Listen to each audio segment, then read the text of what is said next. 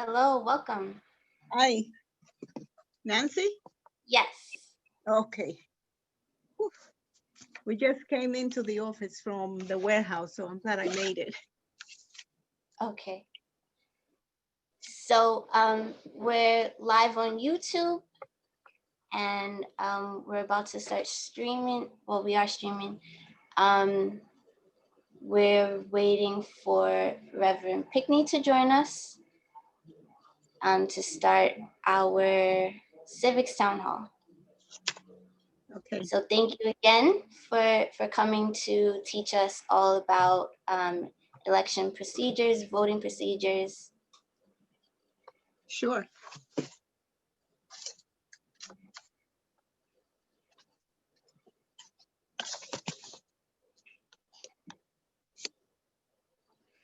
Can you see me okay? It's a little bit dark. Okay, let me turn the light on. Hold on.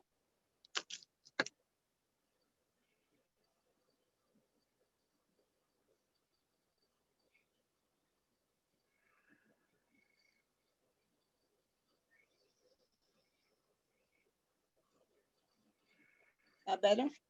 Yes, much. Okay.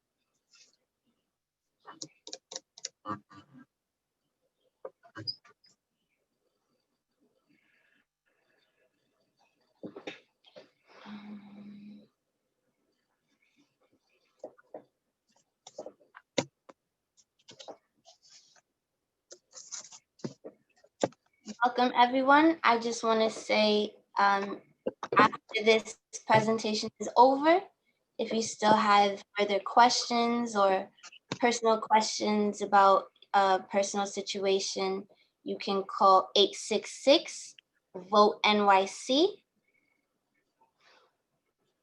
Or you can go to the website vote.nyc.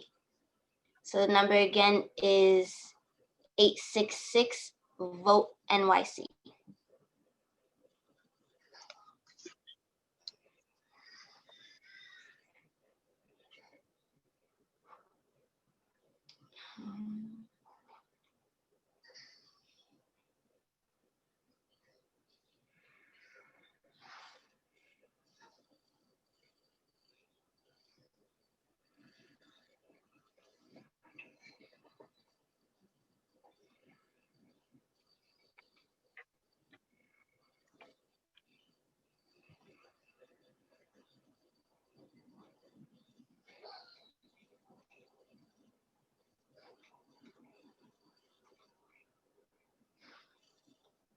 Nancy, let me know when it's okay to start. I'm not sure if everybody's there. Yes. Oh, I see Reverend Pickney just joined us. Okay. Um,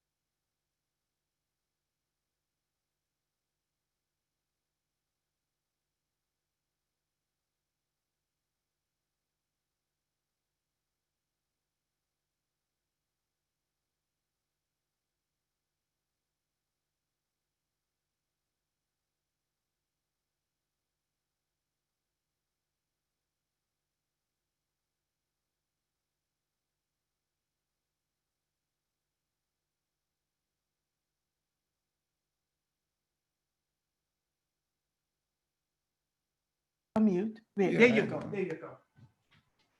Go ahead. Hello. Hello. Hello. Yes.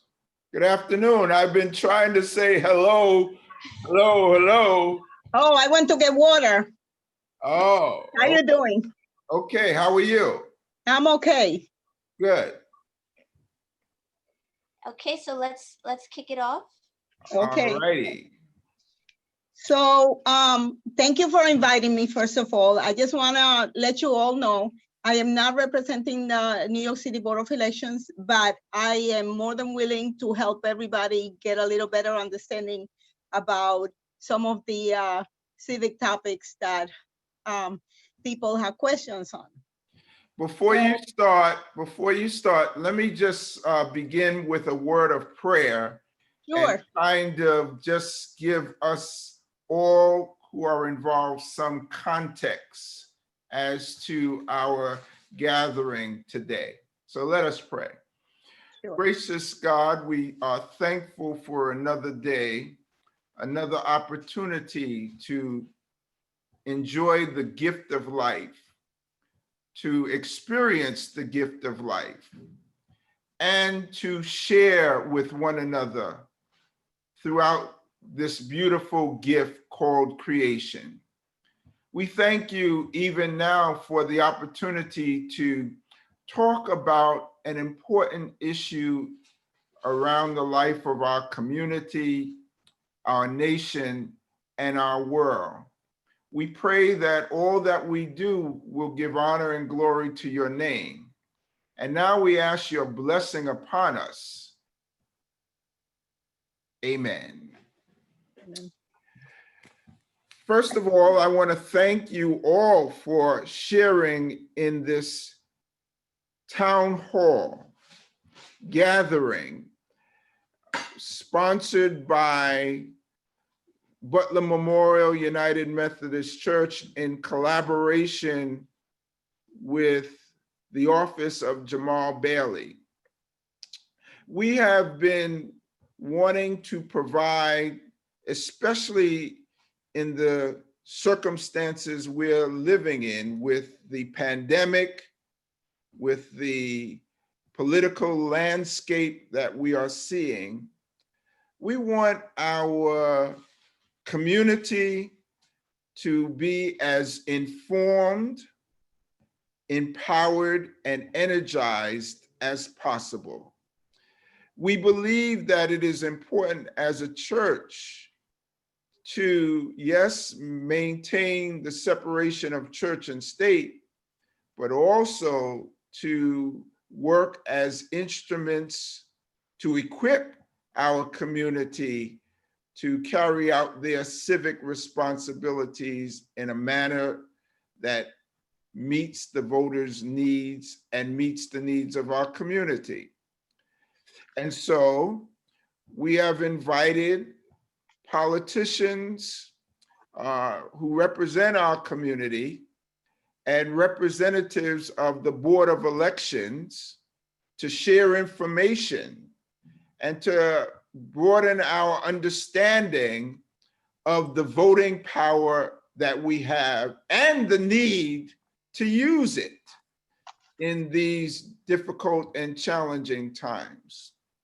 So we thank our guest for her willingness to share the resources that she brings from the Board of Elections. We thank God for our different political figures who represent our community.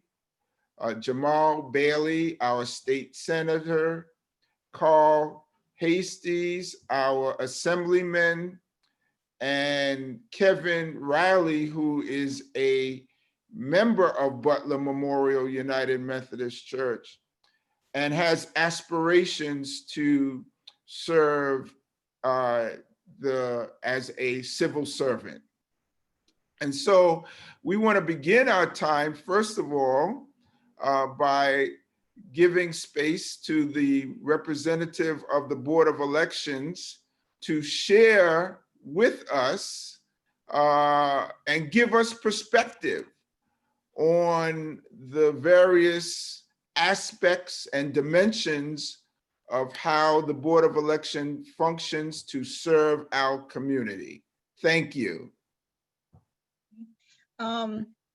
Good afternoon, everybody. My name is DJ Tapina, and I'm here to answer some of the questions that were posed about elections. One of the first things that people asked about is the Electoral College.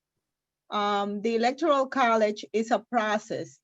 Most of the time when we do vote for president, we're actually not voting for the president, we're voting for the slate of electors for that particular candidate. So what happens is we vote, but we vote for the electors. The electors are assigned by the state of the candidate. So the Democrat in the state, the Republicans in the state, they select their electors for their candidates for that slate. So when we vote, we're voting for the slate for that particular candidate. Now, it consists of 538 votes. In order for a person to become president, they have to get 270 votes in total, at least 270 or more. The state decides on the number of electors, and that consists of the number of the member of Congresses, of the members in Congress for that state, plus the 2 senators for the state. Each candidate running for president has her or his own group of electors. And the state laws vary per state. Now, as most of the states have a winner-take-all system, except for the state of Maine and Nebraska. They have a different system, but we're concentrating in New York. The governor has to prepare a certificate of ascertainment, which lists all the names of the individuals of the slate for each candidate. And it shows which individuals were appointed as state electors. Then there's a meeting of all the electors, and that takes place on the first Monday after the second Wednesday in December. For us this year, it's going to be on December 14. The electors meet in the respective states, and then they cast their votes for president, vice president on separate ballots. The state certificate of vote is then sent to Congress, where the votes are counted and become part of the official records for the presidential election. Each state's electoral votes are counted in a joint session of Congress on the 6th of January the following year. So on the 6th of January of 2021, all the votes are counted in Congress. And then on January 20th, after the president of the Senate declares who the president is, on the January 20th, the president is then sworn into the presidency. So that is how the Electoral College works. And that was one of the questions that was sent to me from some of your people in your church. So the other information that I need to give you is on who can vote. That was one of the other questions. Now, just for everybody, because this is a lot of information for everybody's knowledge, I am going to send a document to Nancy Garay so that she has all the information that I'm giving you, plus all the links, so everybody can follow. If they have additional questions, they can follow that later on, okay? Now, who can vote? In order to register to vote in New York, you have to be 18 years old. You have to be a citizen of the United States, a resident of the state for at least 30 days prior to any election, and you have to be not currently judged incompetent by court order. And also, you cannot claim the right to vote anywhere else. Another question that seemed to be important is about felony conviction. A lot of people are confused about that. In New York, the general rule is that you can vote after incarceration for a felony conviction while you are on probation or once you have completed parole. In these cases, your voting rights are automatically restored.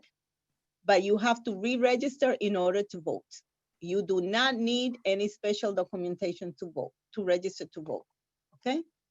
So that is very simple. A lot of people are confused. They think that because somebody's on parole, they cannot vote or on probation. Once they have completed their parole, they can always register and vote. Now, on early voting starts on October 24th. That's a Saturday. There are 2 Saturdays and 2 Sundays when people can vote, and the hours for Saturday and Sundays are 10 to 4 p.m. Early voting is recommended because it's very spaced out for people that are concerned about this pandemic. You can go at your own time. It's usually not crowded. You observe the 6 feet distance, and it's very safe and it's easy to do.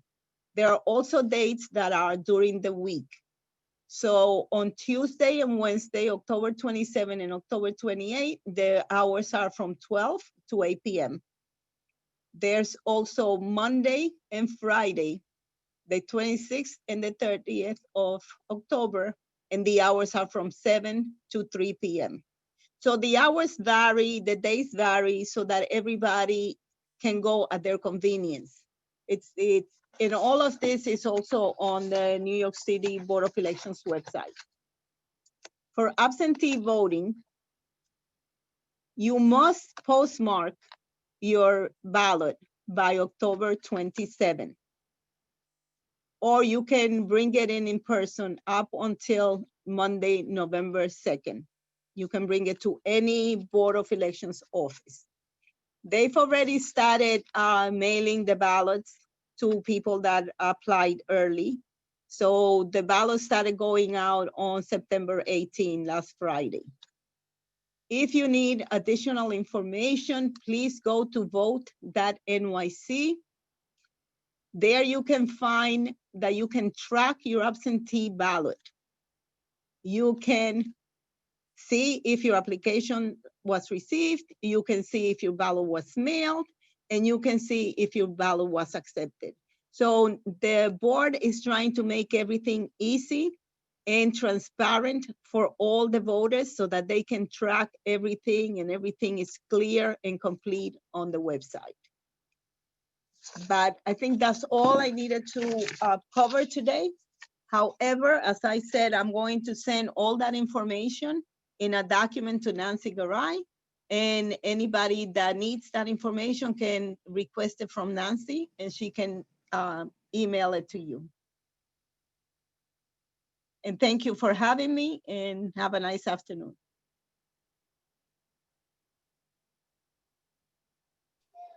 I'm sorry, we actually had one more question.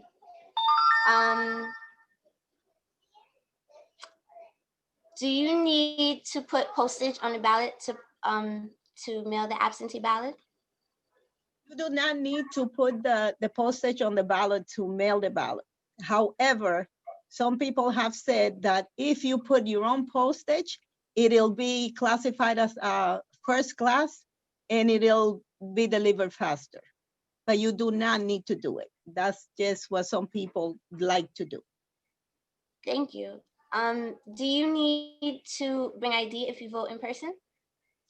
You do not need to bring ID if you vote in person, unless there is a problem where the Board of Election needs more information from you. So suppose you fill out your registration, but you forget to put either your license number or the last 4 digits of your Social Security. They need to verify that you are you. And sometimes when the person goes to vote, if that is the case, the poll worker has to ask for ID because it's required, and it'll say so on the book, the sign-in book. So most of us that have been voting for years do not need to bring ID. That's only in the case of somebody that may be in that particular situation. Okay, and if you requested a mail-in ballot and change your mind, do you have to notify the Board of Elections that you want to vote in person, or can you just vote in person and throw it away?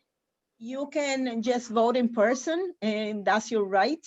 And what will happen is if you didn't fill out the ballot that you received, that's fine. You don't have to do anything else, vote in person.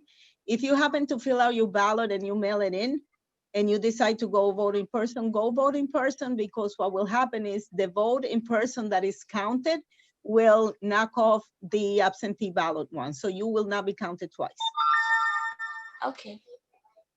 And you said the deadline for the ballot to arrive is November 3rd, right? No. So if you're gonna mail it, you have to postmark it by October 27th. If you bring it in person, you can bring it up until the Monday, November 2nd. Okay. There, I believe that this year, it's a new situation, but I believe that this year you might also be able to bring it to any poll site, but that defeats the purpose because you don't want to go in person to those places. So just so you know, yeah. And if there's a problem with the signature on the ballot matching the signature on file, will the ballot be thrown out? I'm not sure about that. I think the board errs on the side of the voter to try to count the ballot. People's signature do change over the years, but for the most part, the change is not that drastic that it cannot be deemed a valid ballot. Okay. Thank you so much. Okay. As soon as you send me the link, I can share it with everyone. Sure, I will mail it to you as soon as I can. You'll Okay. definitely have it today. Thank you so much. Okay, thank you, everybody. Have a great day. You too. Bye-bye. Thank you and have a blessed day. Thank you.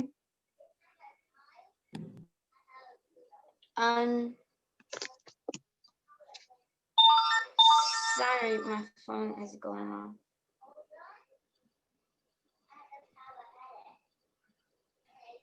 Nancy, do you want me to indicate as it relates to Speaker Hasty, or are you going to introduce? So Kevin Riley is about to jump on. Okay. We have a few minutes before Speaker Hasty joins us. I just wanted to direct everyone. Well, a lot of people are on the phone. So again, if you have any more questions, you can dial 866-VOTE-NYC. That's 866-868-3692. I'll repeat that again. That's 866-868-3692. Or the website is vote.nyc. And all the dates that she said, the locations for early voting are on the website. You don't have to go to a specific early voting site. You can go to any Bronx site. I can list them for you while we wait for Kevin Riley.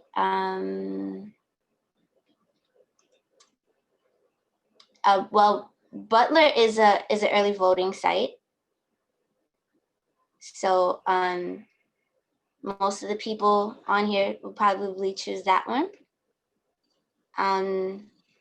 Truman High School is an early voting site. Columbus High School, St. Anthony Church on Richardson Avenue by 240th Street. Monroe College on Jerome Avenue is an early voting site.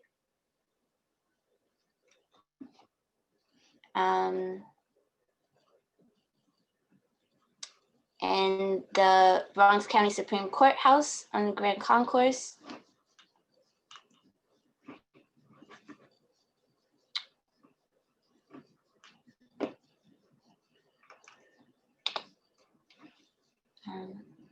Can you hear me? Yes, we can. Okay, I thought I froze for a second, sorry.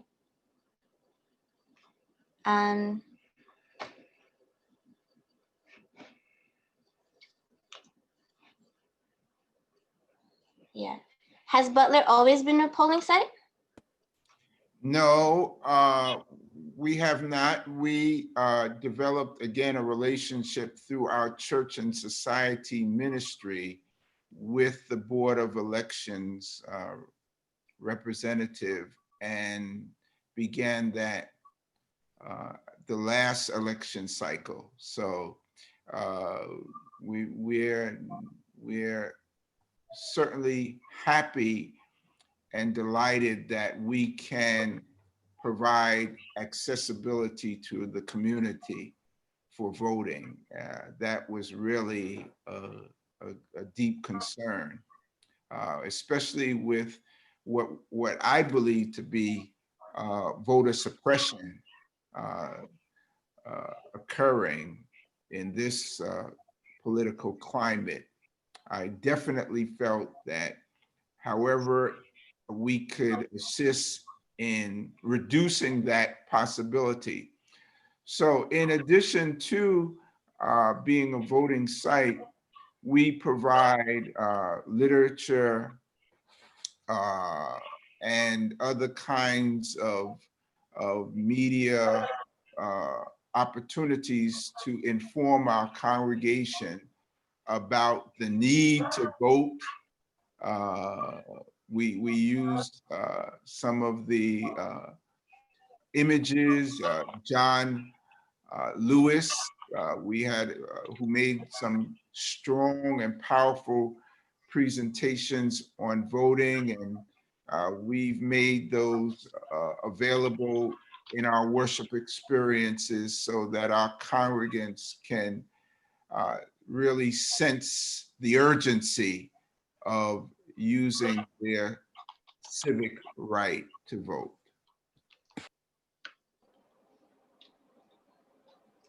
That's great. And we thank you for that. I see we're joined by Senator Bailey and Kevin Riley. Do you want to introduce them?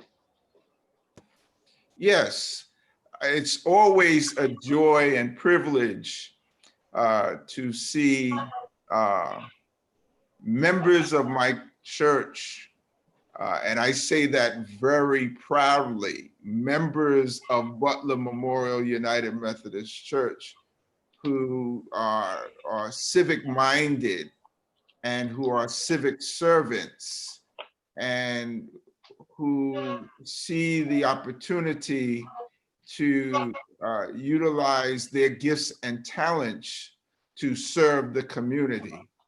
I'll never forget when Senator Bailey made his announcement.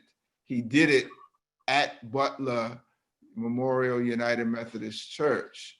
And so we are certainly proud, and he always speaks highly of the foundation that was laid at Butler and the experiences that he had in grooming him to take on the role that he is doing.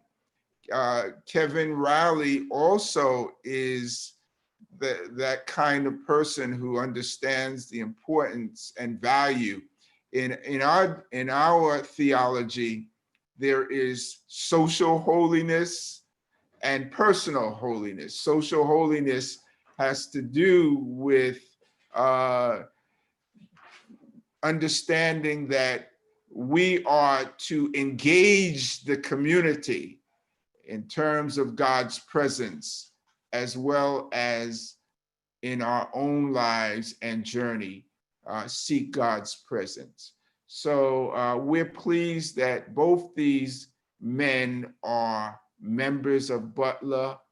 And at this point in time, we're going to have Kevin share around the issue of voting and or the issues of our community that he sees as important. So thank you, Kevin. Kevin Riley will speak at this time.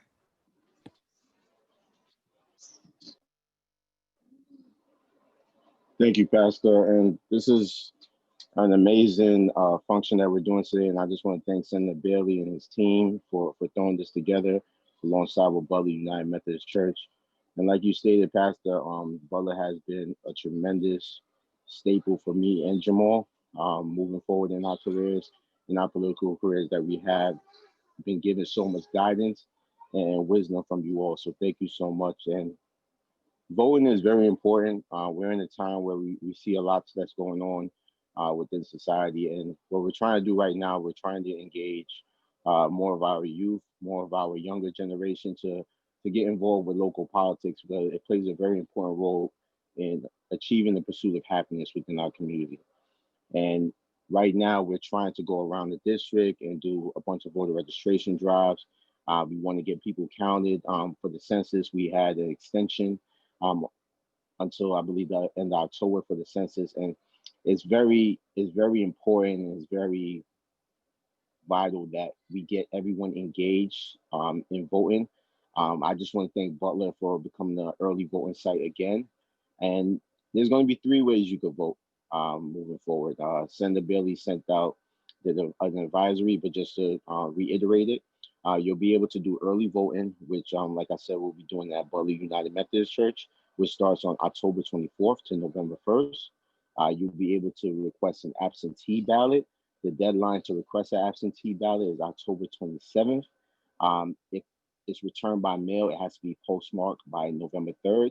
And if it's returned by person, it has to be at the board by November 3rd by 9 p.m. And if you're registering online, if you're just going to vote on the general election, that's the other way to do it. But a lot of people don't feel comfortable due to COVID-19. So right now, we just need to get this information out there. We've been talking during a lot of meetings, a lot of block association meetings, a lot of community meetings, and a lot of people don't know about the different ways you can vote. And it's just important that we get this information out there. A lot of people aren't cognizant, and it's very important at this time. So I just would like to thank everybody. I'm sorry if I'm out of breath because I just came in running inside trying to catch this town hall, but I'm actually about to head out. And I appreciate everybody, Pastor. I appreciate you very much and everything you have done for my life. And thank you to all the members of Butler United Methodist Church. Thank you, Kevin. I know I'm not supposed to do this, but Kevin, you're supposed to be my personal trainer. And if you're going out running and you're leaving me out, I'm very disappointed. Very disappointed. That's all I'm going to say regarding that. Can we start this week? I'm ready. I'm ready. All right. All right. That's good. That's good.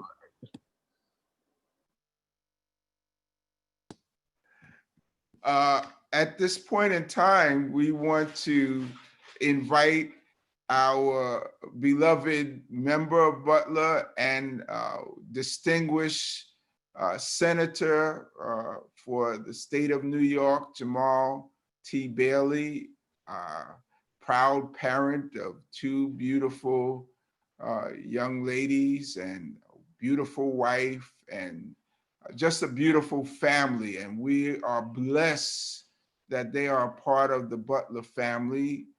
And we are always in constant prayer and support for Jamal as he serves our community and this district. So at this time, we want to invite Senator Jamal Bailey to come on and share his thoughts around the issues of voting, around the issues of the census, around the issues even of the political environment and dynamics that we are facing.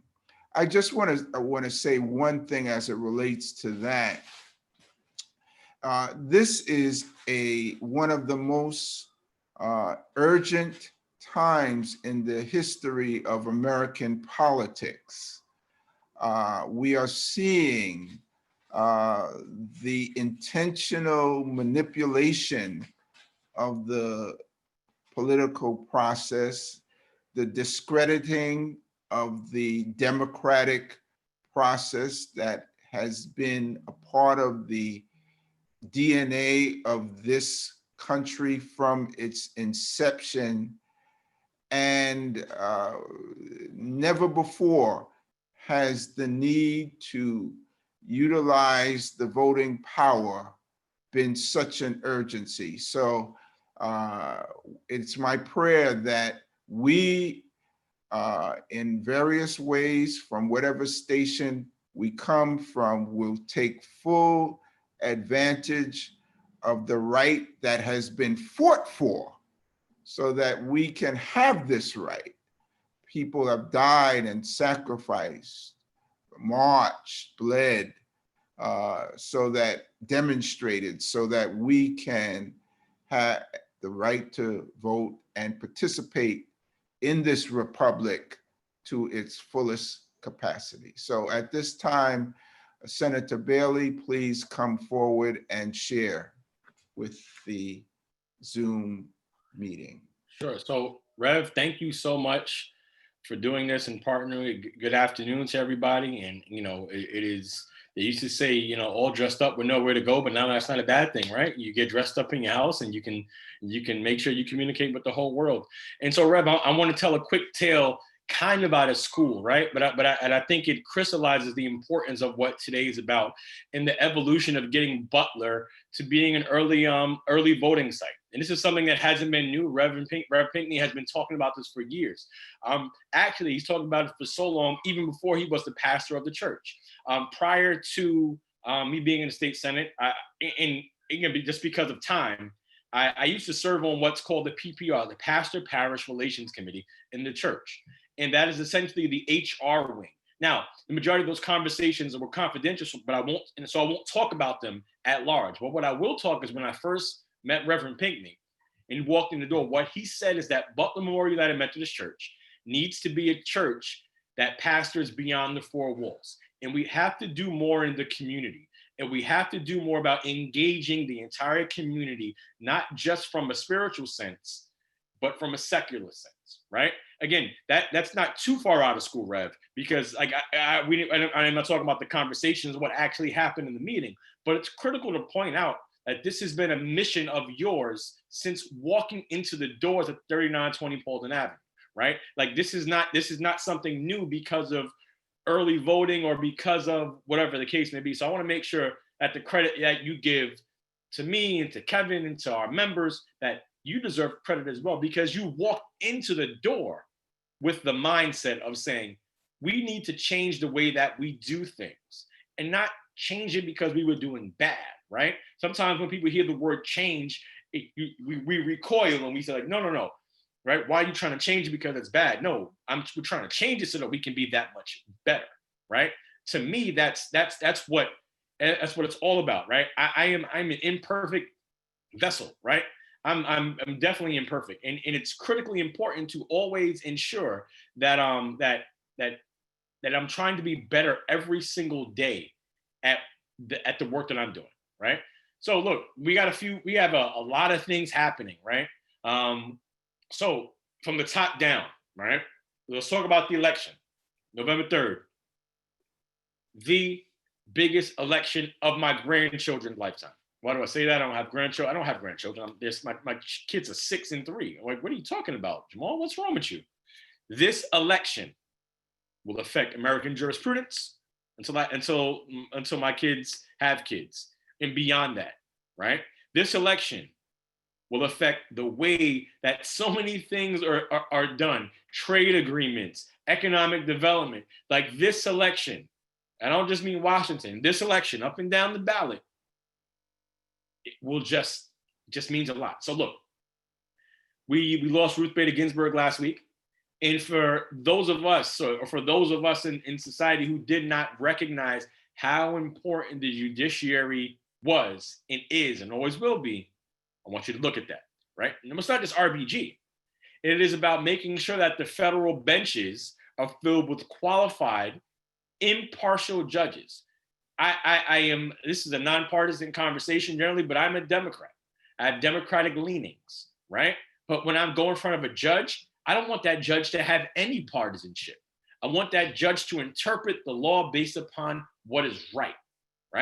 Now, what happens is that you get hyper-partisan individuals who appoint people who have no experience, which Mitch McConnell's been doing, which what Donald Trump has been doing, lifetime federal judgeships, not 10 years or 14 years, lifetime judgeships, right?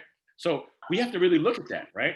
Now, the census decision that we got, it has been extended to back to October 31st, and so let's just pray that that whatever appeals that the Trump administration tries to throw out there, that they are rejected, because they're going to appeal the decision. The reason why I talk about that is because judges matter. That judge made a clearly rational, impartial decision based upon the fact that COVID-19 has so negatively impact the Census Bureau's ability to go out there and collect data, that it had to be right. We absolutely had to extend that. So that's why judges matter, right? And so we've got Supreme Court on the line, because again, there are going to be more retirements, right? And we might get a 6-3 court in the wrong way, in my opinion. And if that 6-3 goes to 7-2, then it's kind of ball game, right? Like we're going to have a big problem in American jurisprudence. A lot of things that we hold near and dear to our hearts may be stricken down by the courts. So that's why it's important to get engaged. Census, critical. Get out there, get counted. Please make sure that you are being that annoying person and being professionally annoying, which is what I said on a Metropolitan Black Bar Association call. Be professionally annoying. Send out emails, send out to your family group text, send out on Facebook and on Twitter. Be that person. Be that person who people threaten to unfriend. Be that person, right? Because I need for you to be able to communicate how critical this election cycle is and how critical this census is, right? So look, I guess we're going to have a much more expansive conversation about things, and I know we got some question and answer, so I guess we can go through that. But as a primer, this is the election of our lifetime, not just for president, for state senate, state assembly, for Congress. Maybe we can take back the U.S. Senate.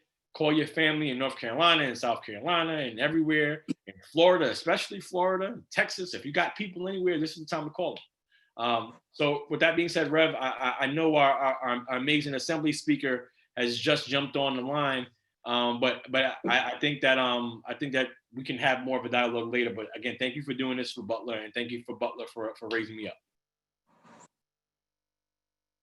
Thank you, Jamal. One of the areas I think, and you touched on it a little bit, I think if you could just talk a little bit about the three branches and how in the ideal there is supposed to be equity in those three branches, and yet that is not occurring in this kind of climate that we're in today. That's one question and concern. But then also, could you give a little presentation around the various layers of government, municipality, state, federal, just a little bit about that as well, in terms of understanding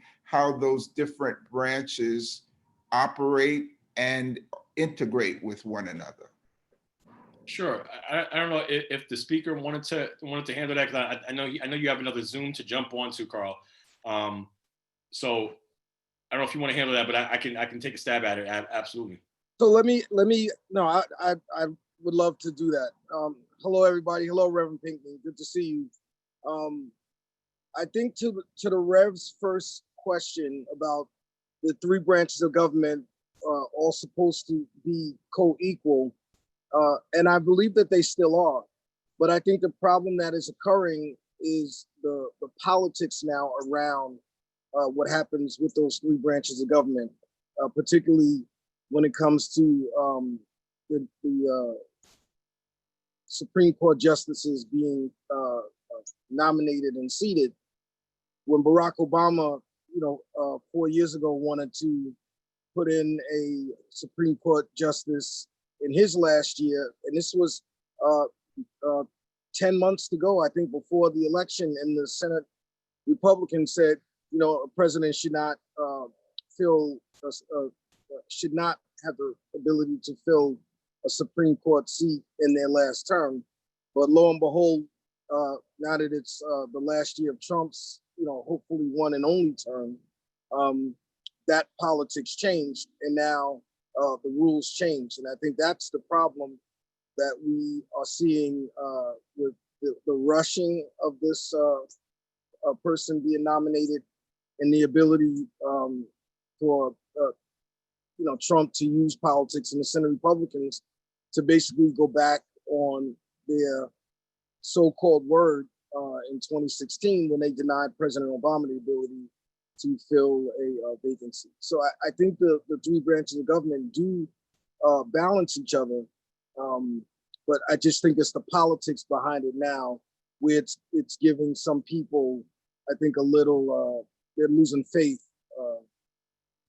you know, in the system when you play politics with things that shouldn't be political. It's like you have to be consistent, and the rules have to, you know, stay the same. Now, when it comes to the different levels of government, you know, since most of the members, Reverend Pinckney, either live in the Bronx or maybe in Westchester, I'll just go through those two types. So for those of us, you have the city government, which, you know, you have the mayor and the city council, and then on the state level, you have the governor, the assembly, and the Senate. And I sit in the assembly, of course, and Jamal represents the church in the Senate. And then, of course, on the federal level, we know there's a president, and then there's the House of Representatives, which is based on population, and the Senate. Every state is treated the same. That was it was actually called, I taught this in political science, it was called the Connecticut Compromise, where the big states wanted all of the representation to be done based on population, and the smaller states wanted everybody to be treated equal. So that's how you end up getting the two houses of Congress, one based on population and one treats all states equal. As in the biggest state in the nation, in California, gets 2 senators. And I think the smallest state in the nation, either population-wise, either Delaware or Rhode Island, they get 2 senators as well. But then, and in Westchester, and Jamal may have to give a little bit better lesson than me, you do have a county exec, there's a county legislature, but then you have town supervisors, you have all these other smaller municipal governments that you have in counties and places outside of the city, all throughout the rest of the state. But that's pretty much the different levels of government. So, Reverend, did I cover all of the questions? Yes, sir. Nancy, are there some other questions that that you have there that some persons may wanted to add?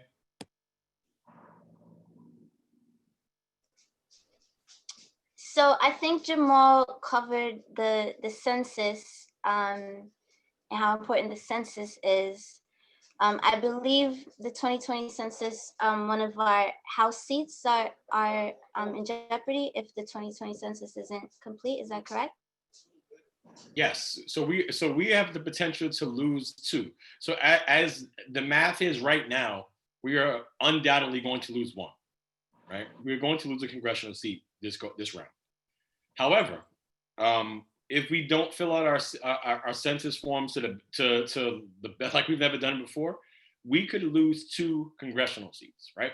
So people complain about, rightfully so, about representation, the adequacy of representation. When you lose congressional seats, that means you have to stretch districts out, right? And that means that congressional members, however hard they work, are going to have to work in larger districts. And that may, I don't want to say dilute, because they're very hardworking representatives, like, you know, like we have in our area, right? Like Congressmember Engel, he's worked very hard in Congress, and the incoming Democratic nominee, Jamal Bowman, is going to be working very hard, right? Like, so, like, it's not about the individual member, it is about capacity. And we all have capacity that is limited in some way, shape, form, or fashion by boundaries, by funding, by whatever, right? So when you stretch these districts out more, right? It's like having enough food for five people come to your house to eat. That's great. You can feed 5 people. If 20 people come to your house to eat, you can still feed them, but you might not get enough food, right? So it's important to make sure that we fill out these these census forms so that we can ensure that we kind of stop the bleeding on the loss of census loss of congressional seats. Can I just add something else to what Jamal said, Nancy? I don't know if Jamal said it. I've tried to break it down in simple terms. For every one person who is not counted on the census, it costs the state of New York $3,700 a year for 10 years. And you might say, oh, one person, that's not a big deal. But if 100,000 people are not counted, it would cost the state of New York $370 million a year for the next 10 years. And when Jamal talks about the district stretching and you're losing representation, we would also lose 2 more electoral votes. Because remember, how you get electoral votes at this point until we go to national popular vote, I think we're still a few states short of national popular vote. The way you calculate a state's number of electoral votes, it's the number of the member of the House of Representatives plus the 2 US senators. So if we lose 2 congressional seats, we're going to lose 2 electoral votes. And so that means New York will lose some clout in terms of helping to determine the president of the United States. And most recently, the northern states, New York, New Jersey, Connecticut, Massachusetts, Illinois, what were traditionally the largest states, we've been losing the populations to the North Carolina, South Carolinas, and to Florida, and to Texas. And so they're gaining strength in terms of helping to determine who the president of the United States is. And the reason why I say that is, if we continue to see a shift of electoral votes away from New York, New Jersey, Massachusetts, which are traditionally blue states, the map will get harder. The electoral map will get harder for Democratic presidents. But hopefully, the shifting of the population is also going to help turn some of the red states are purple. That's why you see Georgia may be in play. North Carolina is in play. These used to be solidly Republican Republican red states when it comes to the presidential election. But this is why, as Jamal said, it's representation, it's resources, and it's also the electoral college. So one more point on that, and just to go on, so you talk about us losing electoral power, right? As Carl said, like that's true. But I want you to think about it from a fiscal perspective. We are the epicenter of business in the state of New York, Wall Street. We give more money to the federal government than any other state. And that will continue because of the makeup of what New York is, the economic center it is.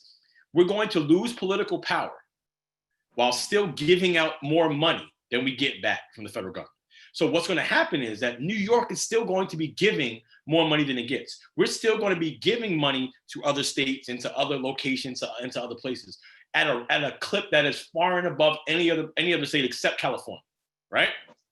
But we're going to lose congressional seats. We're going to lose electoral college votes. Like I don't think that when the average person thinks about the census, and I can understand, look, somebody's coming up to your door that you don't know. I get it.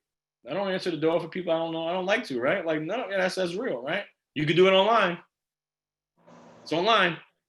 And if you don't have internet access, call our office, 718-547-8854. We'll figure out how to help you in our office. The speaker's office will help. We'll all figure out how to help you fill out the census if you're not comfortable with people coming to your door, because this is critical.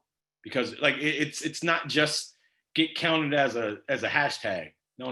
Like it's going to affect our funding for so many years, for a decade and decades to come.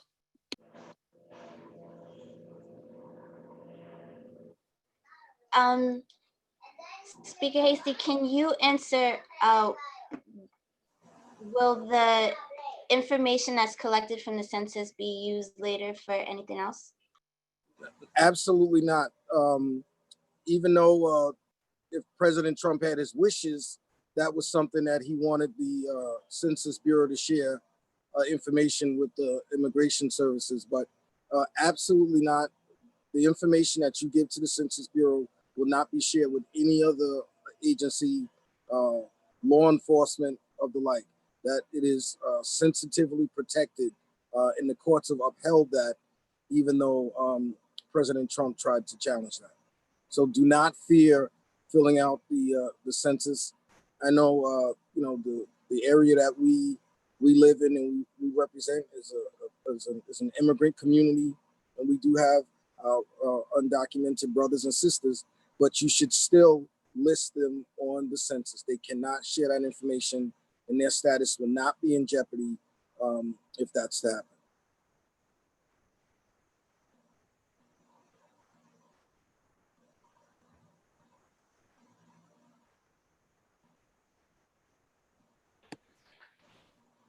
One of the areas that I think we don't focus on in the political arena is beyond the offices that the two of you hold and the major key offices, down ballot. How do we become more aware of that in terms of its effect on our lives? And when I'm speaking of down ballot, I'm talking about other local kinds of positions of government that may not necessarily have the kind of platform that the two of you have, but still impact the community in some way, shape, or form. Well, I'll take a stab at that. For instance, you could look at the city council, which is, on the municipal level that I discussed earlier. With the city council, they get to determine a lot of funding that gets put into the local communities. The state gives the city money, and then the city does. When we do our state budget, we give the city roughly half of its budget, and then the city gets to determine what they will do with that money. So, who is the city council member? It does matter. Currently, Andy King is our council member, and he's going to be term limited out of office. So next year we will be determining who is going to succeed Councilman King in terms of the city council. And not to be too political, but I think there's a good favorite son of Butler that I hope to fill that seat. But also there's other things, as you said. There's judgeships. Those are very important because remember, and I often said this when I was the county chair, that I often say that to me the most important branch of government is the judiciary, and that's because the courts are supposed to keep a check on what the executive does and what the legislature does. And that's where people go to get justice. So even when we pass laws to give people justice, the actual handing out of justice, whether it's criminal or civil, actually happens in the courts. And I just think we're in the age of information now. And so I think as best people can, you can research candidates now. You can look them up. You can, interact with them. I wouldn't say, don't use, social media as your guide in terms of trying to gain knowledge of a candidate, but you can do your own research. And I think that's even more important now because did I lose? Can people still hear me? Yeah, you're still there. Okay. Yeah, we still hear you, Carl. Okay. But because of COVID, I think it's even more important that we have to do our research because you're not going to see a lot of individual campaigning, particularly when it gets a little colder out, and if, hopefully we don't, God willing, don't get another a second wave. So I do think it is important to research those down ballot races, because they are just as important, or if not as important, as the position I hold and the position that Jamal holds. Absolutely. So again, like Carl mentioned it earlier, in different municipalities, you have different positions also, right? So in Westchester County, in the city of Mount Vernon, you have elected school board members, right? Like there are still other ways. You have library trustees. There are a number of down ballot positions that are critically important to the success of individual municipalities and locations, right? These things are still critically crucial. Westchester County, you have town supervisors, you have clerks, you have a bunch of elected positions that are in areas that are not necessarily, that we don't have in the city of New York, that are just as critical and just as important in the dispensation of justice, in the checks and balances, as the speaker mentioned, right? Because the judiciary is so critical, right? Because when laws are introduced, right? They're the folks who determine whether these laws are unconstitutional or not, right? They're the folks who overturn racially malignant statutes, such as Brown versus Board of Ed, right? Think about the role the Supreme Court played in that, Brown v. Board of Ed. Think about the role that the Supreme Court played in Loving v. Virginia. Prior to Loving v. Virginia, it was illegal to have a mixed race marriage. That sounds crazy.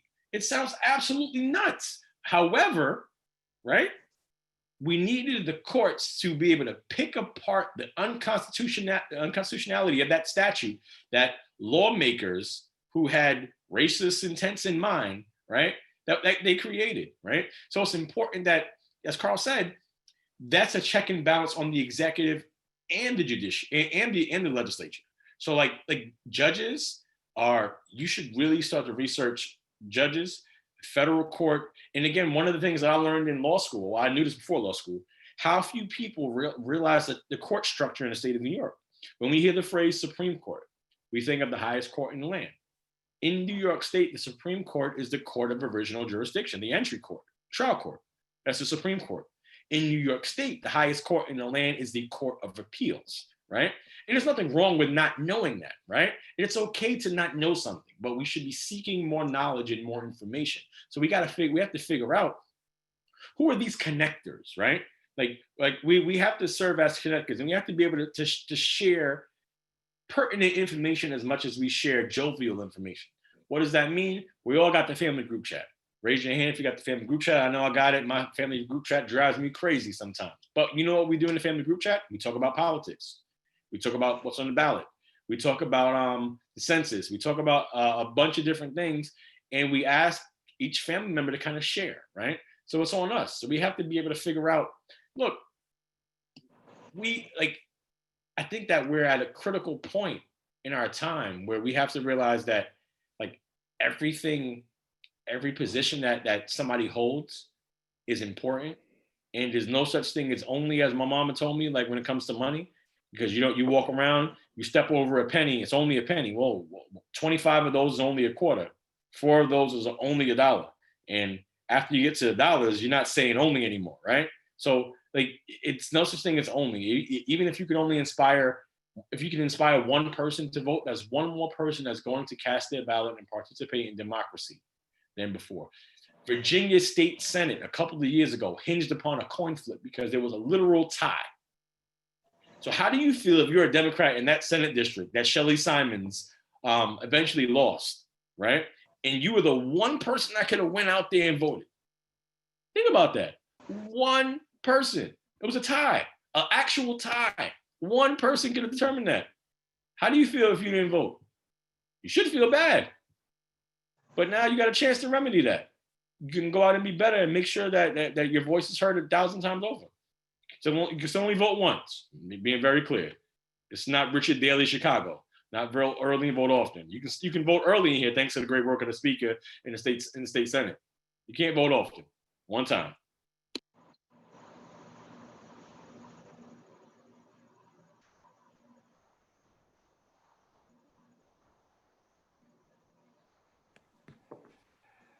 think Pam had a question in the audience.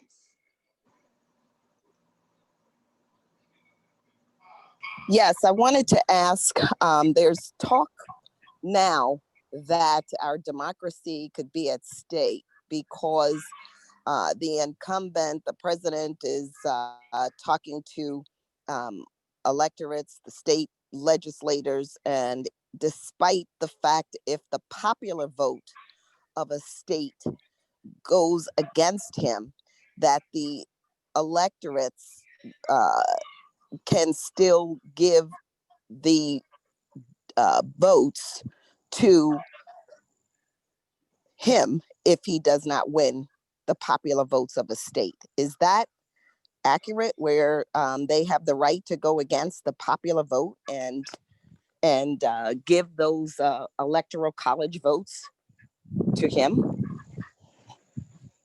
Well, let me tell you how it works in New York, because I'm actually an elector here in New York. You do get elected, get by the state party gets to pick elect Democrat and Republican. So as I told you, there's 29 of us that are Democrats, but then the Republicans also a Democratic president. Could I say I don't want to give my vote to cast that vote to that person? Yes, you could do that. But you know what? One of the things that we're seeing now with it's like there's no rules of engagement with this president, and I would expect the Democratic electors in those states that if Joe Biden does win, that they will do the right thing and still cast their vote as a Democratic elector for the.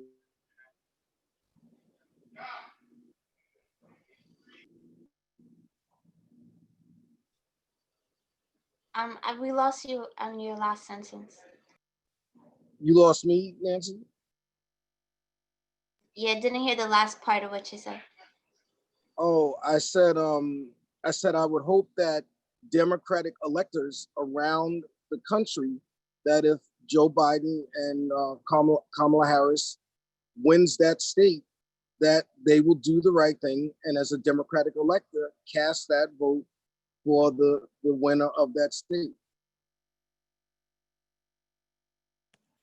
So Carl, are you saying basically there is a level of autonomy as it relates to the elector in terms of who they can vote for? In other words, they're not mandated to vote based on what the state, the populace of the state indicate. They can make their own choice. Yeah, you can, because when this I happened to be an elector in 2016, and we still had to go to Albany, even though Trump was elected. It didn't become official until the electors go and do the wishes of that state. Now, one of the reasons why, hopefully, is the question that Pam asked is not a problem is usually the electors are solid Democrats. Like it's the governor. So here in New York, it's Andrew Cuomo. It's the head of the state party. It's myself.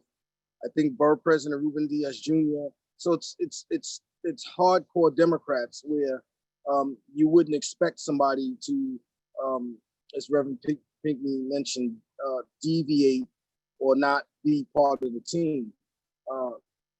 So that's what I'm saying in those states. I think Trump is trying to appeal to those Democratic electors that, if, let's say in North Carolina, and I assume North Carolina has the same system as us, I'm not sure. But I'm just saying, assume they do, he's probably trying to appeal to some of those Democratic electors to not cast the vote for Joe Biden and Kamala Harris. Jamal, did you want to add something? Yeah, no. Before Jamal makes a statement as well, I also heard some concern about the eradication or dismantling of the electoral college and the push towards that, and why and or what would be the impact and implications of that? Well, Jamal, do you want to answer that, or do you want me to answer that and then you'll? Sure, yeah, you could, yeah, you take that one and I'll add my 2 cents on that one. Okay, so I think 2 or 3 times now, you've now had a president to be elected that actually lost the popular vote. And so a few years ago, I don't remember the exact year, we actually, in order to change the electoral college, you'd have to amend the Constitution of the United States, which is a very difficult thing to do.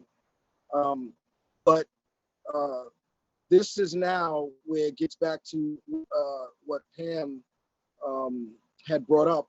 There's a compact between, I think, 25 states that have all vowed, once all of these states pass this compact, that the electors would then be bound to cast a vote in the electoral college for the winner of the national popular.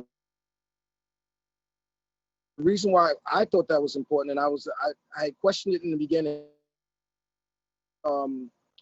I had concerns, but over time, just as we saw, people should be electing the president of the United States. And the Constitution originally didn't trust people. That's why they put in the electoral college. They did not trust people to vote to pick the president of the United States. But now I do think, as you see, Hillary Clinton end up losing in the electoral college, even though she beat Donald Trump by 3 to 4 million votes.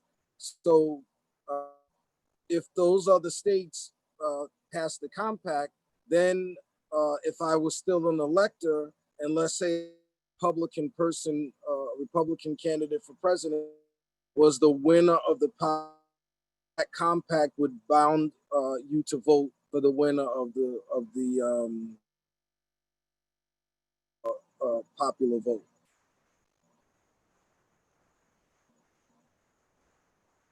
Yeah, it goes more traditionally towards the principle of one person, one vote, right? Like I think that's kind of where it's more closely in line. Until the abolishment of the electoral college, this multi-state compact would probably be the best and cleanest way to us moving towards a system that would be related specifically towards the popular vote, right?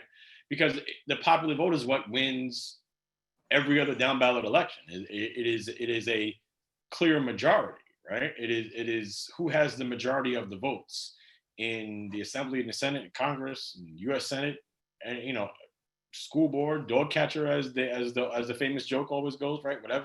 Whatever it is, it's generally been the popular vote. So I think that's something that we should look towards. Like, and again, the amending the Constitution is a long and arduous process, right? And it's something that this is something that works towards it. To the prior point about those quote unquote faithless electors, I think Carl illustrated perfectly that you generally have people who are partisan in nature, and partisanship has its moments, and one of its moments, as in the current electoral college system, should be making sure that you have electors that are willing to do what the will of the people in that specific state indicate. So look, Trump says a lot of things. He throws a lot of curveballs out there because people grab onto sound bites. And one of the things that I want us to do as people is be better consumers of the story and not just read the headline, right? Trump throws these sound bites out that are headline worthy, right? But it's really, in for lack of a better term, like Macbeth, right? Full of sound and fury, signifying nothing. And what he says doesn't mean much because there are things that he can't do. Like the things about unconstitutional to name us an anarchist city. It's just foolishness. All it's done is just to gin his base up. What he's doing is unconstitutional and wrong. It wouldn't stand up in any court. It wouldn't stand up in a kangaroo court, right? But this is why we have to pay attention to government and understand that sometimes we always have to get out there to the polls and make sure that we make choices based upon the future and not just an emotion that we're feeling because of the time that we're in. Before we get off the topic of electoral college, can there be a tie in the electoral college? Yes, there can be a tie in electoral college, or if someone was to fail to get 270 votes, there are procedures where the House of Representatives and the U.S. Senate would then determine who was president and vice president. So there's a fail-safe in case that happens, but that you'd have to be careful of, because what if the Democratic candidate was ahead or had more electoral votes than the Republican candidate, but if Congress is controlled by the Republicans, you could then end up picking a president. But there is a fail-safe in case no one gets 270 or if there's a tie.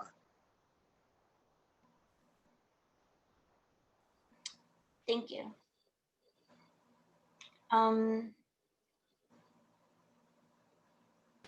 This may not be a question that can be answered. And it has to do with, again, making voting accessible and available. From my perspective, I think the polling site is an outdated mode of voting. If we want to optimize the opportunity for all American citizens to participate, we do everything online.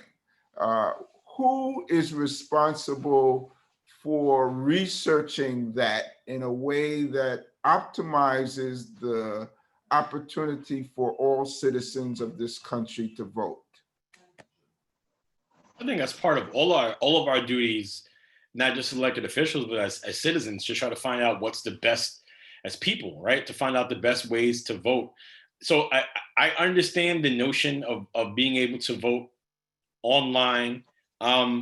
However, as we saw in 2016, well, not the allegations, the evidence of Russians hacking the elections and electronic measures can somehow in some shape, form, or fashion not be necessarily fail safe, right?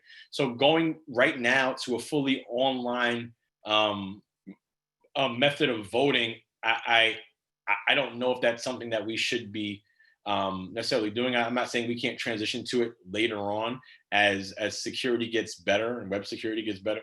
But as of right now, I think that we should still maintain poll sites. Also, there's something about, it's something about going to vote, right? I like the idea of going to vote and taking my children to vote and showing them that this is what democracy is about.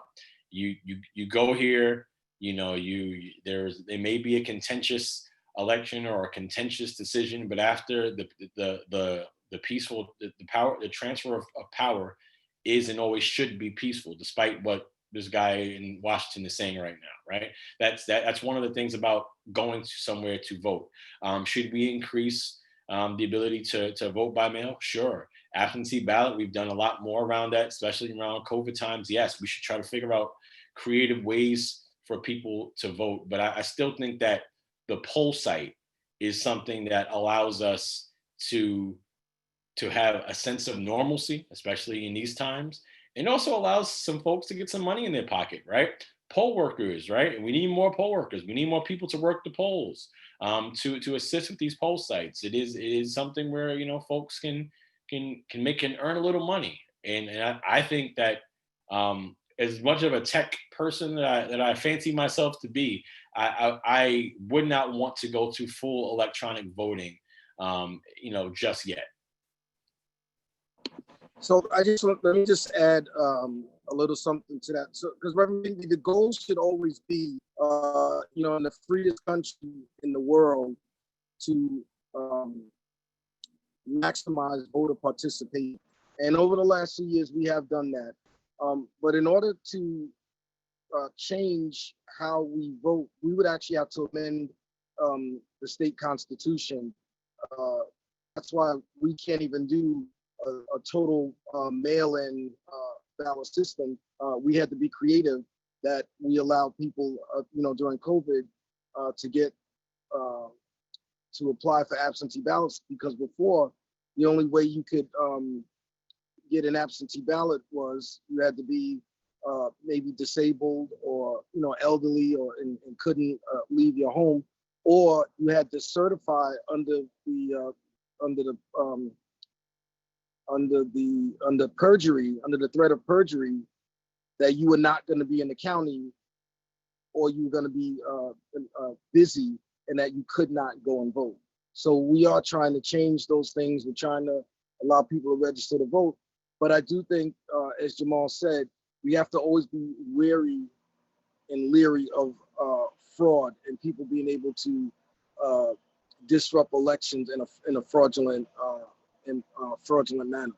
And I just want to say, more people, even when we did this COVID, I was shocked, particularly in communities of color, how many people still with COVID wanted to go out and cast that vote personally, even though they could have mailed in their ballot. Some said, I don't trust it. I want to make sure I know. I don't want anybody seeing who I voted for. So, but I just wanted to say, because I do think in some of those swing states, I don't want people to get disenchanted, but we also have to worry about this, because this is where I think President Trump would use his political trickiness. So in some of the close states, there's going to be thousands and thousands, maybe hundreds of thousands of ballots may still be counted. So there's a chance, because I do think Republicans will probably use the in-voting more than we will in some of these swing states. But I would say don't fret if you see on election night that Donald Trump may be a little bit ahead. That could be because a lot of Democratic ballots have not come in. And that's why you hear Donald Trump saying he doesn't like a mail-in ballot system, because he knows it will increase Democratic participation in elections and not Republicans. And to that point, that sentiment is something that we have to be very calm about. Donald Trump will declare himself the winner of the election on election night, despite the fact that the majority of votes will not be in. And when he does that, right, it's going to be a situation where he's going to try to create the illusion, and will be an illusion, that the election has somehow been stolen from him because of the mail-in ballots, right? Because of these things that are fraudulent. Even though the guy votes by mail himself, right? Never mind that. He's going to say on election night that because of what's in on that day, that he is the winner and that it's being stolen from him. And that's going to gin up the works, for lack of a better term, and that's really going to cause confusion, or it's intended to cause confusion. But it shouldn't cause confusion, because we should know, we should be communicating to people that to count the mail-in ballots at the postmark day, right?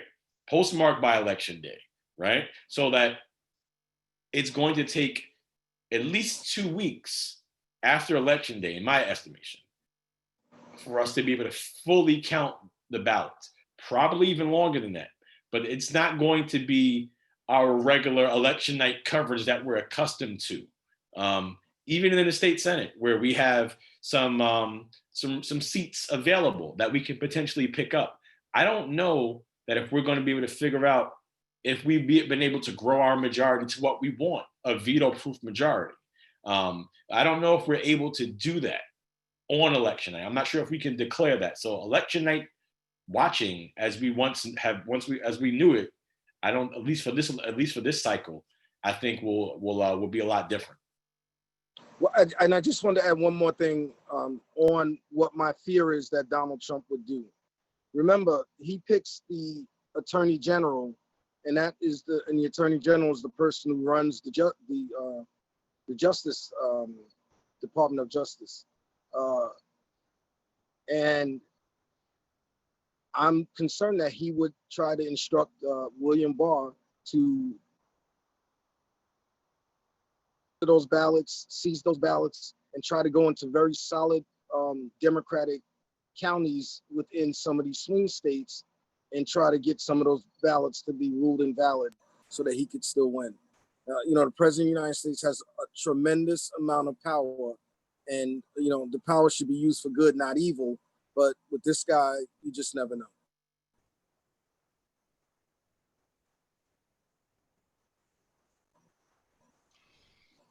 Besides voting, what are some ways that citizens can be engaged and help to make a change in the community? Just get involved, right? Just I say that seriously. Just figure something that you care about and go do it.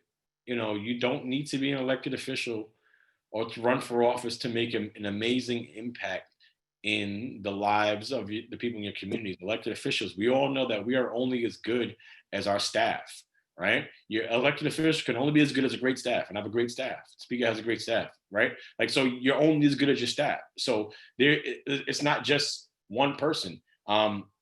Precinct council meetings, community board meetings, civic associations, block associations, those are all ways to get involved at really granular levels of government, so to speak, right? And I would just say, like, again, be more critical consumers of information.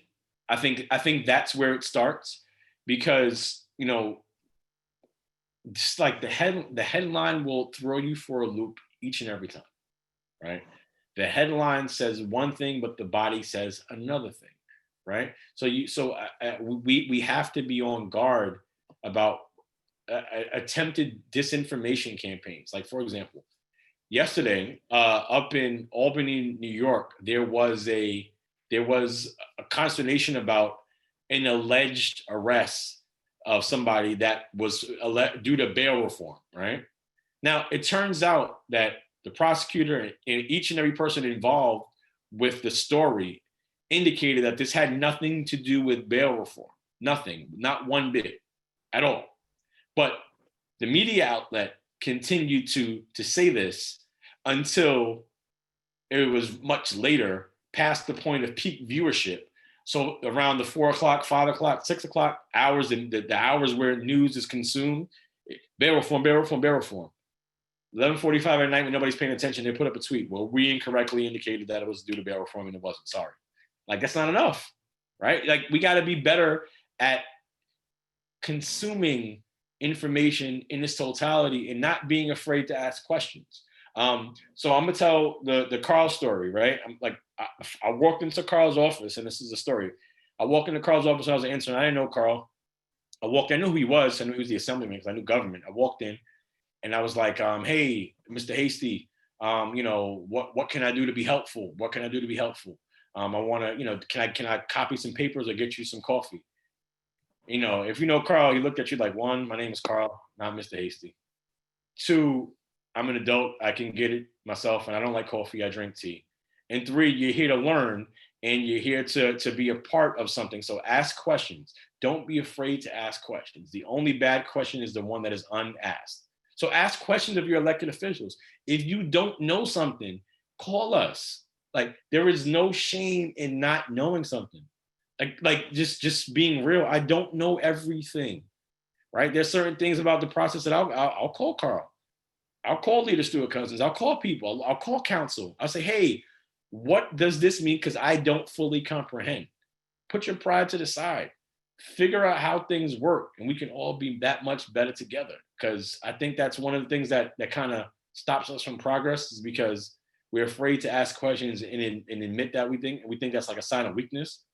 And actually, it's a sign of strength, because it shows that you want to know more. So continue to seek out justice in all forms and seek out information.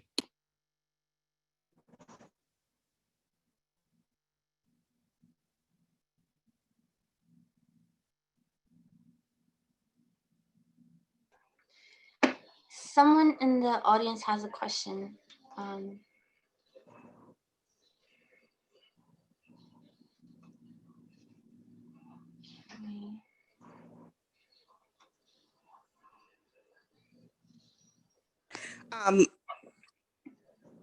I'll ask the question. I know, Senator Bailey, you said just get involved. How do we specifically get involved in campaigns to help a campaign? I know I sent my check-in and I checked off I would like to volunteer to help the Biden campaign, but I didn't hear back. How do we actually get involved in a specific campaign? That's great. So two things, right? There is always a separation in our government offices versus what our political duties are, right? So in my government office, we do not discuss politics. We do not talk about campaigns. We do not talk, you could talk about elections because it's the electoral process. We don't do anything related to the political process because it is illegal. You're not permitted to do that, right? So sometimes when people reach out to us and with questions about that, we're kind of stuck, and we want to say like, well, we want to route you, but we're not really technically allowed to route you elsewhere. So you kind of have to like, we need people to like figure it out. So like the Bronx Democratic County Organization is able to help people in that respect. We can get information out there about linking people up. Westchester County as well. You know, we can get information to you about organizations that are specifically related to political campaign organizing, and that's great that you mentioned that, Pam, because we need more folks to get galvanized and to make calls and to call into these battleground states. So we need people who people should be getting back to you. That had to have been an oversight, because I know that these campaigns are really salivating for volunteers and people to help. But we can link you up with other folks. I'm not sure if Carl has anything else to add to that. Well, I would just say, when it comes to the campaigns, Pam, in the meantime, if you wanted to get involved, we can, we do have a political number, a campaign number that, like, as Jamal calls, like Jamal said, if somebody calls with a political question, we tell them we cannot answer that question.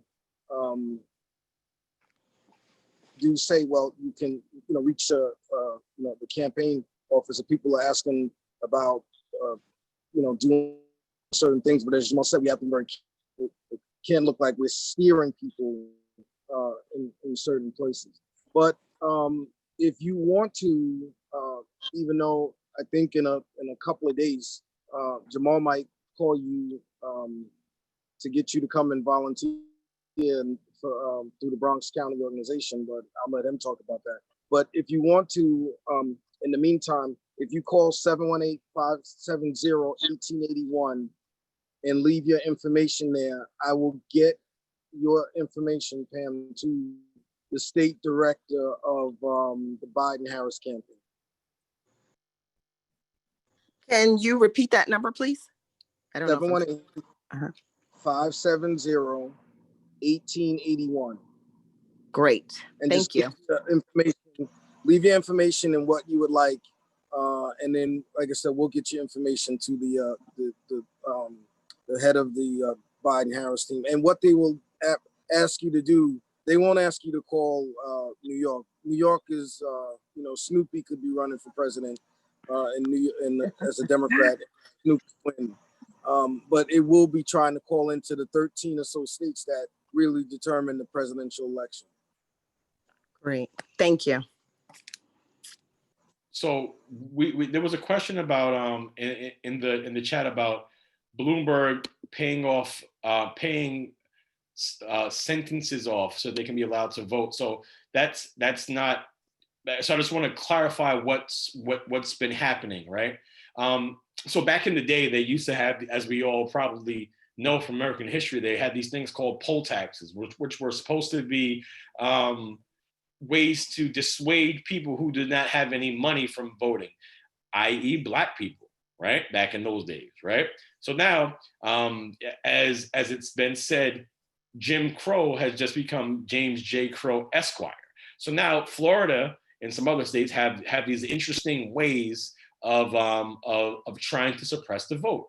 One is that people who have finished their sentences, who have paid their debt to society, now have to pay another debt, a fiscal debt at that. And it's very difficult for individuals often to be able to change the direction of their lives sometimes, right?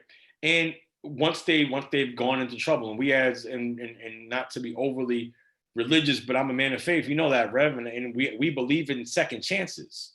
And sometimes we talk about second chances for people, but we treat people as disposable items, and we can't do that, right? We shouldn't do that. So we should try to give people real second chances. And when we give people real second chances, they face economic issues and concerns, right? So if you're supposed to pay off fine X after you've been incarcerated and you're lucky enough to find work, you are more than likely trying to make sure that you are feeding your family and feeding yourself. You may not have that extra money available to pay off the fine, because quite frankly, if I've got to feed my family or pay off a fine to vote, I think we all know what people are going to do if they have to choose one of those two things. And what our former Mayor Bloomberg was trying to do is level that playing field a bit, create a fund, and they already have a fund, right? So they're trying to say Bloomberg is doing something illegal when he's not. They already have funds, and they already have nonpartisan organizations and ways for these fines to be paid off. So, it's not so much about paying them off. It is about allowing them the opportunity to be able to be reintegrated into society and have a debt paid for them after they've paid their quote unquote debt to society. So that's more like what that's about, as opposed to like anything nefarious or anything negative. It's not trying to buy votes. It's not trying to do anything like that. It is simply trying to permit disenfranchised individuals the opportunity to clear some of these debts that are owed in a ridiculous way, so that it's one less barrier towards the restoration of their full rights. I need to just say, I have to apologize. I need to run. But I just want to reiterate what everyone said. Make sure you get the census done. Vote. Call your friends and family that are in those swing states, they're called the purple states. And most of all, stay safe and continue. I know with the warmer weather and the rates of infection in New York have gone down, but COVID is still there. It's still real. All right, everybody stay safe. I love you all, and thank you for the support. Take care. Thank you, Carl, for participating in this wonderful forum, and we appreciate you not only as a part of the Butler family, but as a distinguished servant in our community and in our city. So thank you so much, and in our state. So thank you so much for the sacrifice that you make in your service to our state. Thank you. Thank you. Thank you. Take care, everyone. Thanks, Carl. We have another question in the chat. What is the best thing to do if you witness or experience any unjust practice or shady encounter while voting in person or mail? So that's great. I would document the time of it. I would. Wait, hold on. You said voting in person or by mail. So by mail, it's more of you have to send it out, right? And you can, once you send your ballot out by mail, you should contact your local board of elections, whether it's the Bronx or Westchester, wherever you may be watching from. If you're Queens or Brooklyn or wherever people are watching from, right? Contact your local board of elections if you've sent the ballot in by mail, just to check up on that, right? You can do that. If you're at the poll site and you're doing that, contact the poll workers at the site. It's critically important. That's the first step. What they should be doing is contacting their supervisors. However, this is something where I would say social media is good for. Social media, it can be a thorn in our side sometimes, But in terms of information, if you are able to post something or to let us know that we are at PS such and such, and I had a ballot that only had Trump's name on it, right? Like it's something that you're saying, like, it's okay, that's a problem, right? And so let us know about these things in real time. There are poll watchers, there are election protection hotlines, phone numbers of which I don't have at the time. We can disseminate that at a later date and time. We can make sure we do that. One of the things that we should be talking about, that while I'm not a proponent of it, something called ranked choice voting that's coming up in 2021 in city elections. It is what they do in other municipalities where you rank rank individuals based upon your preference. This is going to be in city elections only, not in state elections. So when you're voting in Senate, in the Assembly, and Congress, in the federal level, there's no ranked choice voting in New York State. But at the city level, it's going to be where you have candidates and you rank them in a number of ways, right? And I think that's really important that we let people know that it's coming, right? Look, it's been really tough to message that, and we haven't been paying attention to it. So should we look at trying to figure out if this is the best time for ranked choice voting? That's maybe something we should be examining. But again, I don't even know how many people recognize that we have a new system of voting in the city of New York next year, right?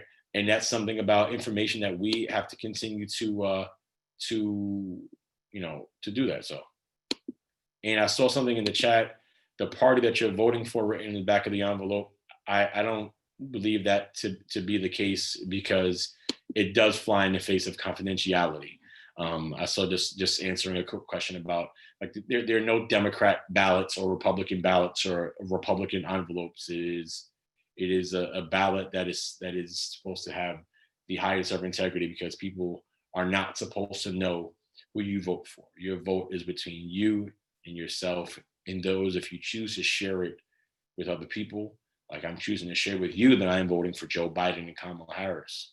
That is what I am choosing to do. I will tell you that every day until November 3rd. That's what I am doing, just me. Can't tell anybody else what to do. That's what I'm doing. But that's between you and yourself. So that would not be accurate in terms of the mailing the ballot. So, Jamal, I have a question as it relates to something beyond the issue of the ballot itself, but relates to voter intimidation. And I think that, that's something we need to have conversation around. We hear a lot about these militia groups and all this, and intentional strategizing around voter suppression.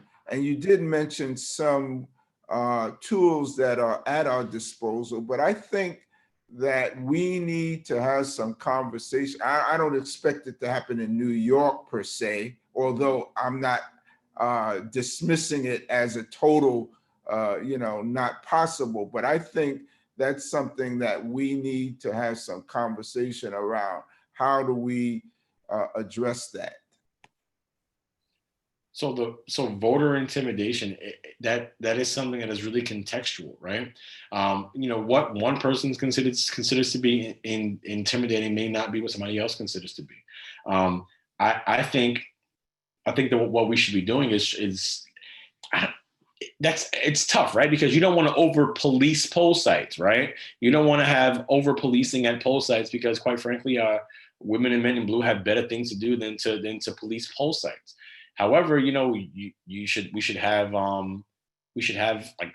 be able to go to the polls without fearing, that your decision is going to cause you some sort of bodily harm or harm otherwise, right?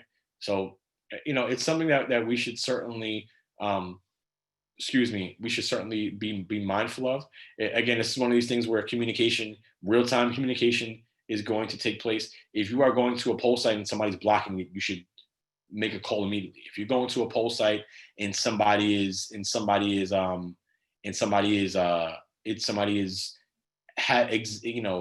putting out hate speech, you should call somebody immediately. You should call your local elected official. You should email us. You should tweet it, Facebook it, like let somebody know in real time about what's happening. I would say notification in real time what's happening, not being afraid to call the authorities if it's happening as well. I know I just said we want to utilize the law enforcement wisely, but if something is happening that it's at a level of threat, the threat level is significantly high, it's something that you should be contacting them about. So I would say all of those and more, I would say.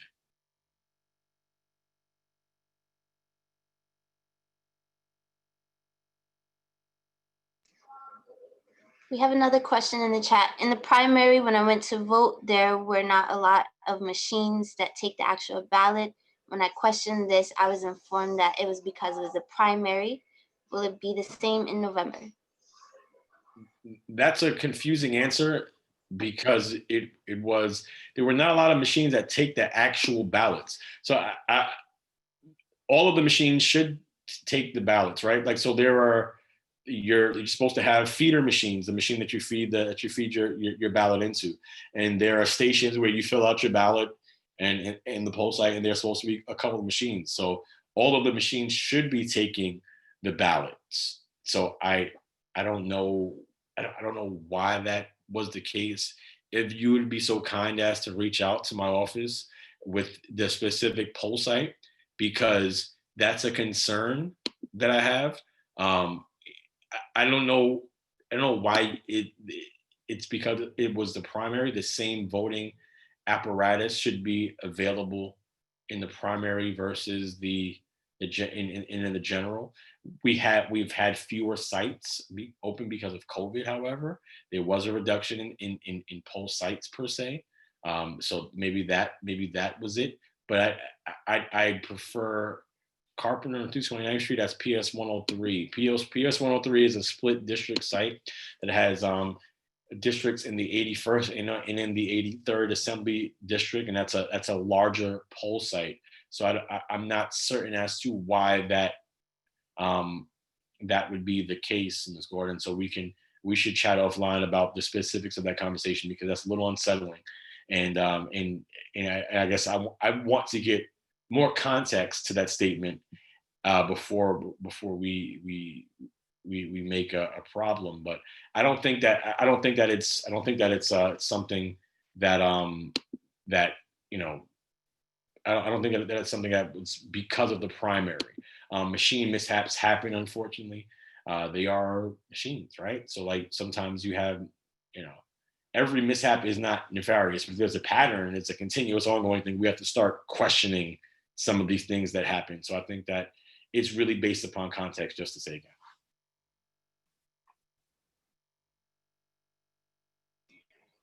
Yes, I believe some machines were not functioning at PS 103. So that could be the reason. For those of you that can see the chat, I'm posting some more information. 2020census.gov is the website to fill out the census.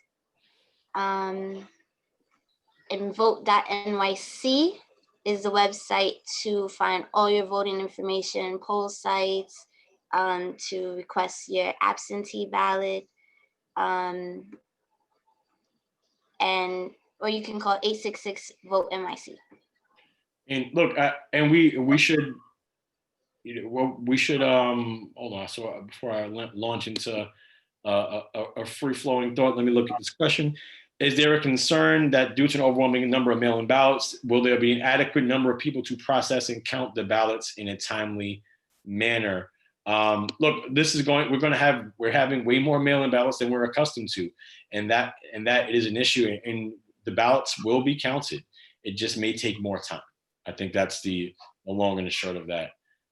We'll have people there to count the votes and count the ballots. It just may take a little bit longer than we are accustomed to, which is why I said, our election night coverage, when we knew in 2008 in November on election night that we made a history, we may not know that it's an end of an era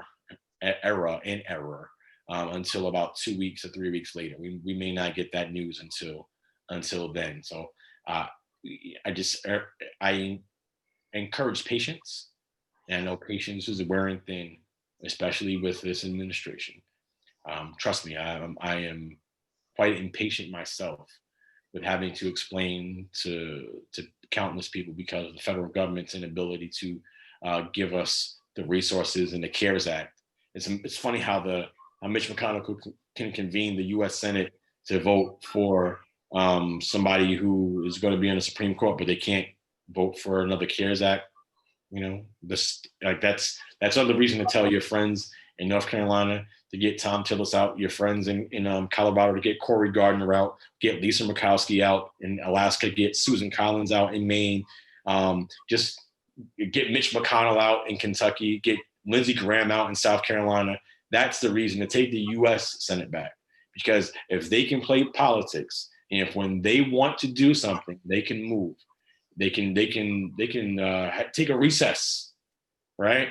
When it comes to CARES Act funding, when it comes to the basic fundamental ability for our people to eat, they can cut funding from the USDA. So pantries in the Bronx and in Queens and other locations are suffering from a lack of funding. They can do that.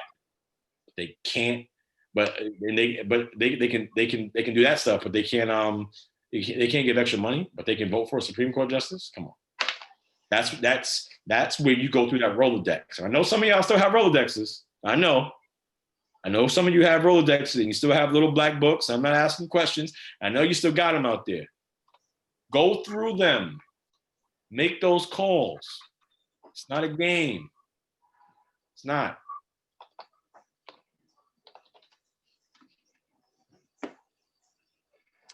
Do we have any more questions?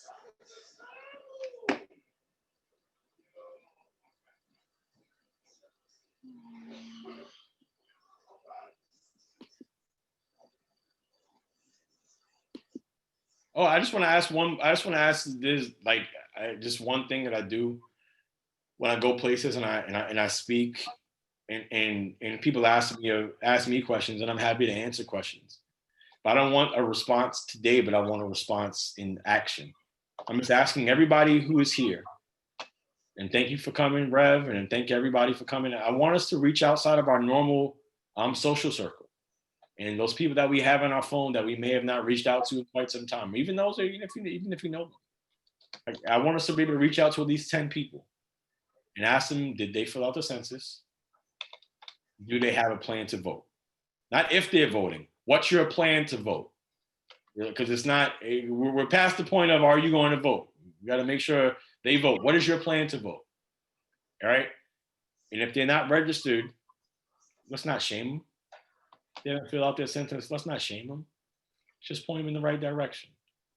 When Rev, if you come to church and you haven't been to church in a long time, Rev don't shame you. He doesn't. He's happy to see you. He's happy to see you no matter how long it's been since you've been at church. He's happy to see you because you're back in the house of the Lord. Like we can't, like as much as we may feel like, oh man, you should have been registered.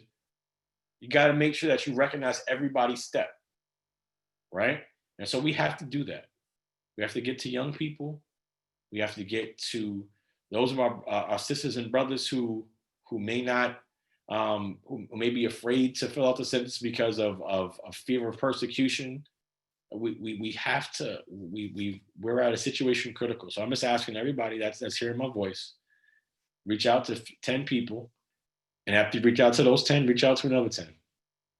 To another 10. And if we can share memes, we can share our hopes and dreams, right? And it really is something that it's situation critical. So I just wanted to put out that challenge to do more, for all of us to do more. I'm willing to do the part, but I need you. I need you all to do your part as well. Help us do our part, I should say.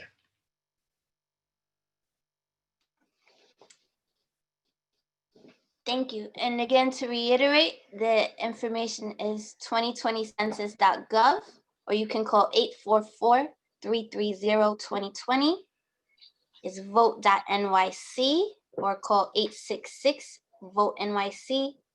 And if you have any more questions, you can contact us at the office, 718-547-8854. Via email, also Senator J Bailey at nysenate.gov. That is the email address that the staff looks at, because you send it to my email address, it gets lost in thousands of things, and it's an auto response. But that Senator J Bailey at nysenate.gov is the best way to get in contact with us.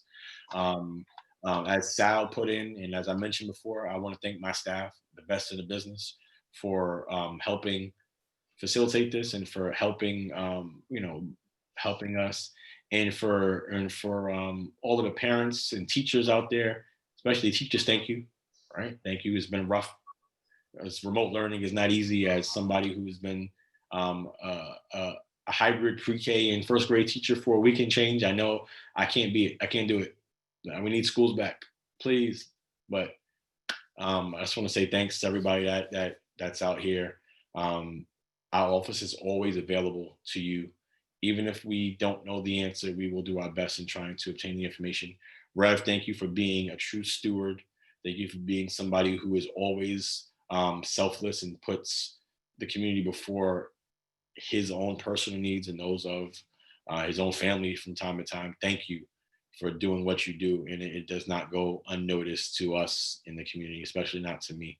And I'm just thankful. And I guess we got to let the Rev close out, because that's what the Rev does.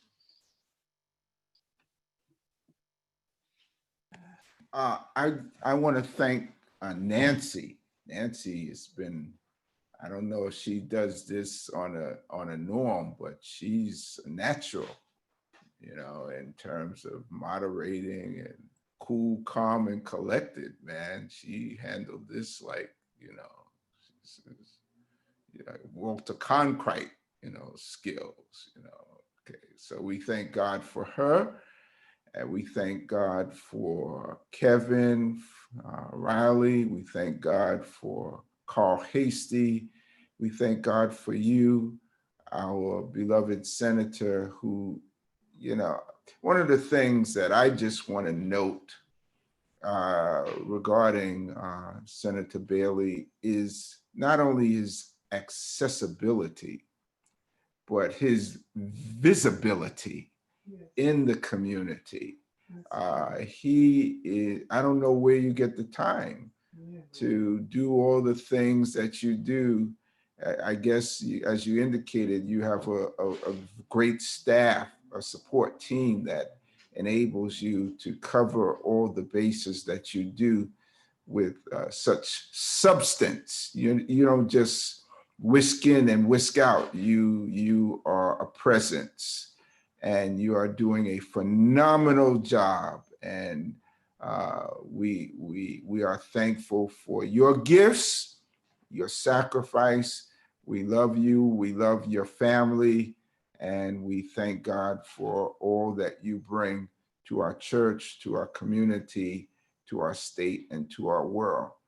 So we want to thank God for all who have participated in this forum. I want to thank just a special note to Pam White, who also participated in the facilitation and coordination of this. And we give God thanks for the committees and ministries and leaders that were also involved, which I do not have their names at this time to be able to state, but please know that I thank you for all that you have done to make this another successful town hall, and we will continue to do these.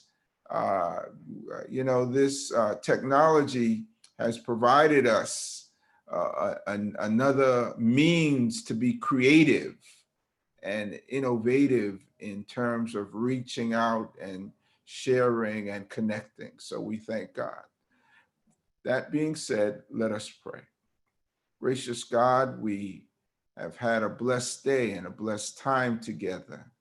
And now as we depart, may we continue to sense the urgency of the moment and do whatever we can, do all we can in all the ways we can, to all the people we can, wherever we can, so that your word, your will, and your work is done, whether it be in the spiritual world that you have called us to be a part of, or the secular world, which we are a part of, as a part of the family called humanity. And now bless us as we depart, and be with all of us, that we may continue in your peace, your love, and your promise of justice and equality for all, where we can live together and not be judged by the content of by the color of our skin, but by the content of our character, and that we may live and move and have our being all to your glory. All this we ask in God's name, amen. Amen. Thank you. Have a blessed day, everyone, and God be with you until we meet again. Go take care of your children, Nancy. I know they've been on you.